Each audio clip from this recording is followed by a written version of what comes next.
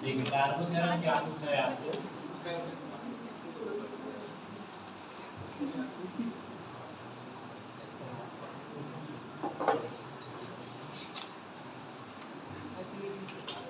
Darboux theorem क्या कहता है, सुनिए ध्यान से।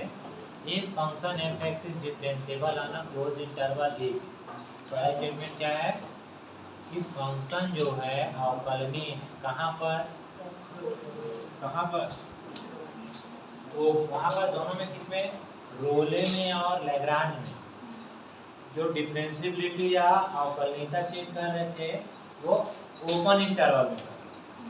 यहाँ पर डार्बोक्स थ्योरम में क्या है, कंटिन्यूटी बात नहीं हुआ है ना, मतलब डिफरेंशिएबल है मतलब कंटिन्यूअस तो होगा ही।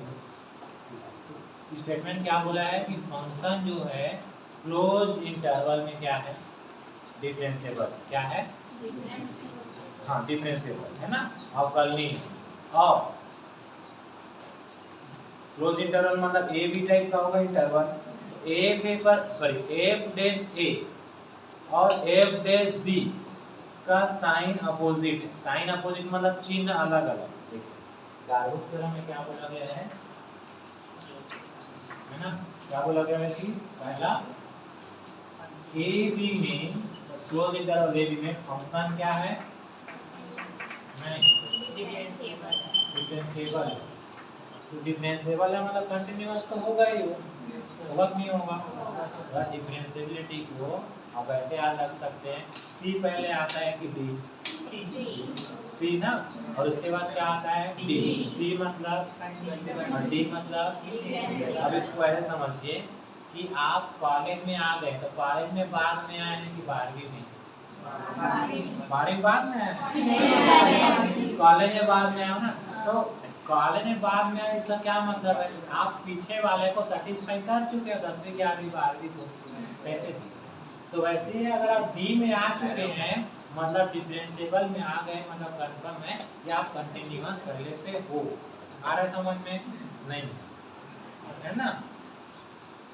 तो ये तो फंक्शन डिफरेंशिएबल है मतलब कहाँ पर डिफरेंशिएबल है, क्लोज इंटरवल ए बी। तो हम यहाँ से ये भी बोल सकते हैं कि फंक्शन जो है क्लोज इंटरवल ए बी में क्या है,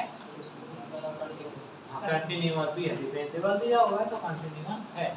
हाँ अगला क्या बताया कि एफ डैश ए की वैल्यू और एफ डैश बी का वैल्यू जो भी आए है ना, उसका साइन अपोजिट। साइन अपोजिट होगा मतलब एक प्लस में तो दूसरा माइनस। आया समझ, हो सकता है कि ये वाला प्लस में हो, ये माइनस में, या ये माइनस में। आया समझ में।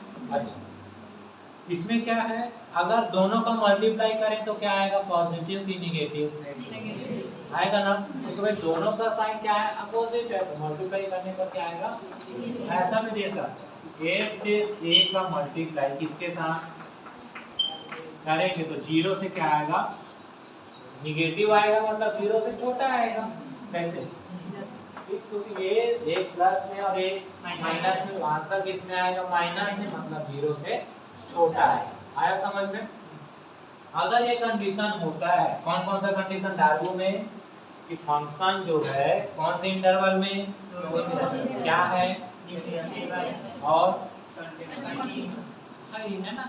दूसरा इसमें क्या है कि एफ डैश ए और एफ डैश बी का जो साइन है वो क्या है, अपोजिट है। क्या है, अपोजिट है। तो उस केस में एक कंडीशन लागू होगा सी, एक नंबर आएगा सी, किसके बीच में आता है पता है आपको, ए और बी के बीच में, ठीक है। ए बी क्लोज में नहीं, ओपन। कैसा आएगा, एफ डैश सी की जो वैल्यू आएगी वो हो जाएगी जीरो। कितना कितना आ जाएगा, जीरो। अच्छा रोले और इसमें क्या अंतर है बताओ तुम, रोले में क्या अंतर, हाँ उसमें कैसा है कोई मतलब नहीं था ना। उसमें क्या था डिफरेंस, आपको मालूम पूछ देते हैं कहीं भी आप आगे जाते हैं कि what is the difference between Rolle's theorem and Darboux theorem, है ना, in sense of statement. Statement के सेंस में दोनों में अंतर बता। पहला आपको क्या बताना है कि इन रोले थ्योरम है ना, differentiability is on open interval, Rolle प्रमेय में अवकलनी का विपरीत अंतराल या खुले अंतराल में चेक करते होना चाहिए। इसमें क्या है, बंद अंतराल। आया समझ में? दूसरा चीज क्या था उसमें, F A equal to F B आ रहा, मतलब अगर एफ ए आया है 5 तो दूसरा भी क्या आएगा 5 आएगा, मतलब दोनों का चिन्ह क्या है उसमें सेम है और नंबर भी सेम है। F A equal to F B मतलब क्या, दोनों या तो पॉजिटिव मिलेगा या तो दोनों, अगर एफ ए 5 मिल रहा है तो एफ बी भी कितना मिलेगा 5। यहाँ वैसा नहीं है, यहाँ क्या है, दोनों अपोजिट है। क्या है, अपोजिट, मतलब साइन तो अपोजिट है, नंबर भी अपोजिट, मतलब अलग अलग हो सकता है। जैसे एक का 5 आया तो दूसरे का क्या आएगा, जरूरी नहीं है -6 भी हो सकता है समझ में? अपोजिट साइन के साथ सेम हो ऐसा नहीं, इसका अगर -5 है एफ ए का तो इसका 5 हो सकता है, -6 नहीं हो सकता, मतलब पॉजिटिव में कुछ भी हो सकता है। आया समझ में? अगला चीज क्या है उसमें, हाँ लास्ट स्टेटमेंट सेम है, वहां भी F dash C equal to 0 हो रहा था और यहाँ भी एफ डैश सी 0 हो रहा है। आया समझ में? चलो तो आप ये समझ आ गए तो क्वेश्चन बना सकते हैं आसानी से, है ना? एक बार क्वेश्चन में है क्या, का क्वेश्चन हाँ प्रश्न हो गया, एक्सरसाइज दी है।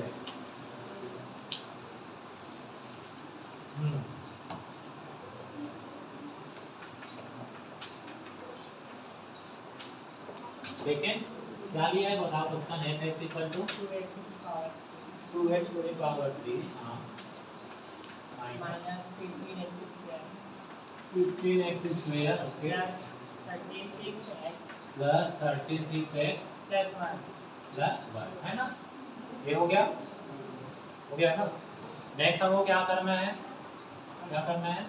पहला तो एक एक करेंगे, डार्विन्स के लिए बना रहे हैं तो सीधा सीधा क्या चेक करेंगे, डिफरेंशिएबल है या नहीं, क्योंकि कंटिन्यूटी की बात हुई नहीं, सीधा डिफरेंशिएबल चेक करना है। तो क्या करेंगे, f डैश x निकाल, तो क्या आएगा 6x square minus 30x plus 30 हो जाएगा। ये जो है, अच्छा इंटरवल क्या दिया है बताइए, 0 से 3/2, इसके बीच का कोई भी वैल्यू रख लीजिए, कोई भी दिक्कत नहीं होगा। तो क्या है, डायरेक्ट डिफरेंशिएबल। एग्जाम में क्या लिखेंगे, गिवन फंक्शन ये है, डिफरेंशिएबिलिटी चेक करने करके एक बार अवकलन कर दिए, इतना आ गया।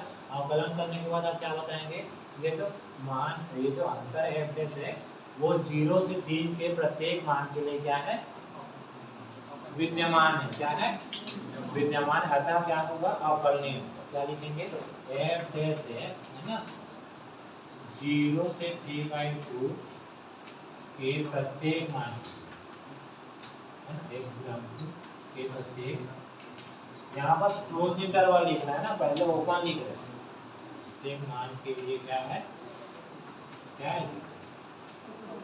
विद्यमान है, अतः f 0 3 पर क्या है, अवकलनीय है।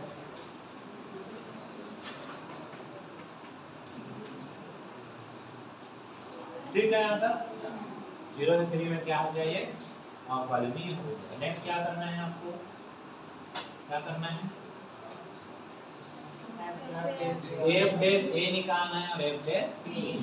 चलिए f डैश a निकाल, f डैश a मतलब f डैश 0 कितना 0 आ जाएगा, 6 into 0 स्क्वायर माइनस 0 प्लस 30 कितना आ जाएगा, पॉजिटिव आया नेगेटिव।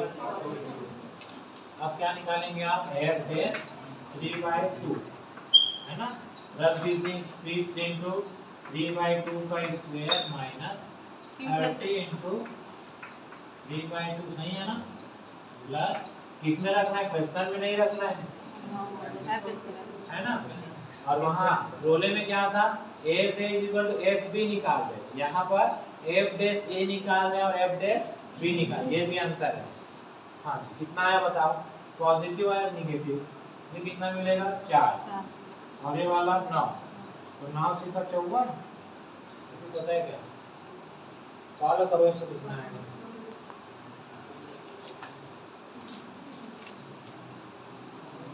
बस ये पता करना है ये पॉजिटिव में आएगा नेगेटिव में,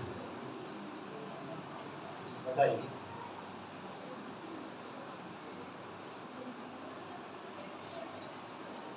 इधर देखो, रुको, हमको क्या चेक करना है, पॉजिटिव है या नेगेटिव ना। आंसर क्या है उससे कोई मतलब। ये देखो, ये कितना है, कितना है, कितना 36। ये कितना नेगेटिव केवल ये बस है, ये कितना आएगा लगभग 45 है ना। एक 36 हो गया, 45 हो गया, मतलब 9 ज्यादा हो गया। ये 9 से ज्यादा है कि नहीं, 9 से ज्यादा है कि नहीं, कितना आएगा, तो सही तरह सॉल्व करने के बाद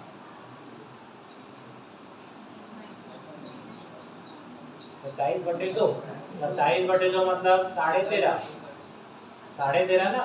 ये कितना आया 13.5 आप लोग के हिसाब से है ना। ये कितना 45 और ये कितना 36। तो ये जो आंसर है कितना आएगा, धनात्मक कि ऋणात्मक, प्लस में आएगा ना, जो भी आएगा प्लस में आएगा। कितना आया बता दो, चलो सॉल्व कर देते हैं। कितना कितना आएगा, तो ये 0.5 तो रहेगा और ये 9 हो जाएगा और ये कितना आ जाएगा, आया आंसर कितना 4.5। ये पॉजिटिव है और ये भी पॉजिटिव आ गया।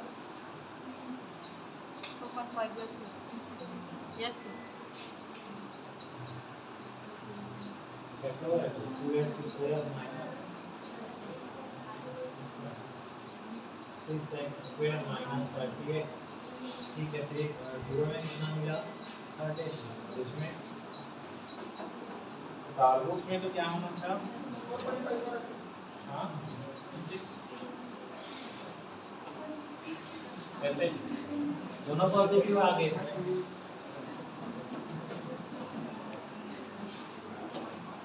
हाँ दोनों पॉजिटिव आ रहे हैं ना, तो क्या इसमें डार्क लगा सकते हैं हम लोग, कैसे नहीं लगा सकते ना, आगे नहीं बढ़ सकते। अगर एक पॉजिटिव आता और एक निगेटिव आता तब आगे बढ़ है ना। कैलकुलेशन मिस्टेक तो नहीं है, नहीं है ना। ठीक है, तो क्वेश्चन नहीं आ रहा है मतलब हम इसको नहीं लगा सकते। दूसरा क्वेश्चन देखिए क्या है इसके आगे।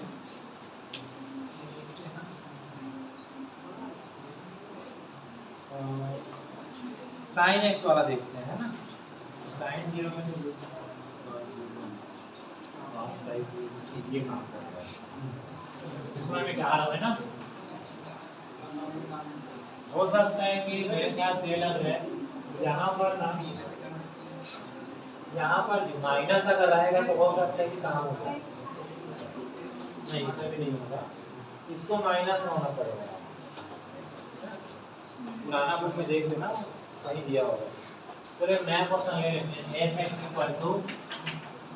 sin x), कहाँ तक दिया है 0 से π। sin x कंटिन्यूअस है कि नहीं है, कंटिन्यूअस है। sin x का ग्राफ देखें, कैसे बनता है sin x का ग्राफ,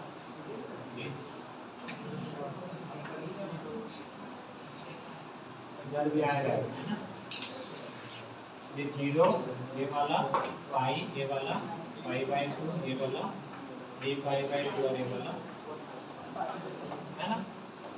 सबसे पहला चीज यहाँ से यहाँ तक फंक्शन क्या है, पॉजिटिव है और साथ क्या है, कंटिन्यूअस। क्या है, कंटिन्यूअस है। 0 से π में डिफरेंशिएबल है कि नहीं देख लेते हैं। f(x) निकालिए, क्या मिलेगा, क्या आ जाएगा। cos x का ग्राफ कैसे बनता है, 0 में 1, 90 में 0 हो जाता है, फिर पाई में कितना -1 हो जाता है। ठीक है, उसके बाद 270 है, फिर से 0, फिर 360 में पॉजिटिव आ जाता है, इसमें 360 में +1 है समझ में। तो हमको कहाँ से कहाँ तक चेक करना था, यहाँ से नहीं तक है ना पाई तक, तो इसको कहीं पर ही प्रॉब्लम नहीं है। हर वैल्यू के लिए कुछ ना कुछ वैल्यू देगा, फाइनाइट होगा। तो फंक्शन तो क्या हो गया हमारा, डिफरेंशिएबल हो गया। नेक्स्ट क्या चेक करना है, f बेस a निकालिए। क्या निकालिए, f बेस में कितना आएगा बताइए,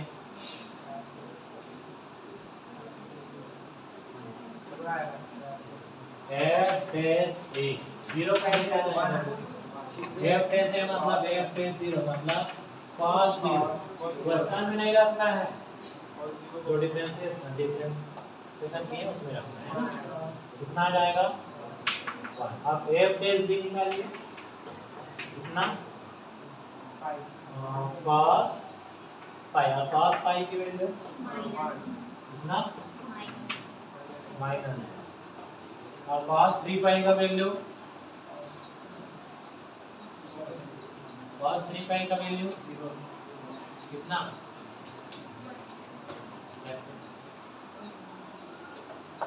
cos 3 पाई मतलब कितना?